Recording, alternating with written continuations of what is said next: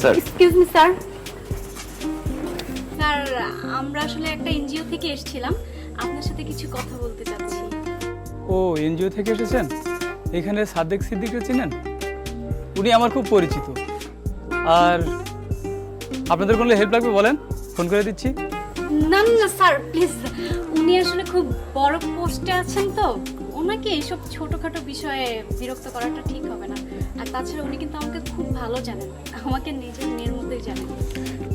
ঠিক আছে, ফোন না হয় করলাম না, কিন্তু দেখা হলে অবশ্যই আপনাদের কথা বলবো। ও আচ্ছা, কি একটা প্রশ্ন করতে চেয়েছিলেন যেন? ও হ্যাঁ হ্যাঁ, এই আপনারা নোট করেন তো। জি জি জি স্যার, বলেন স্যার। স্যার অ্যাকচুয়ালি আপনি এখানে কেন এসেছেন? না, আমি আসলে এখানে ঘুরতে আসি, কিন্তু ভিজিটর না।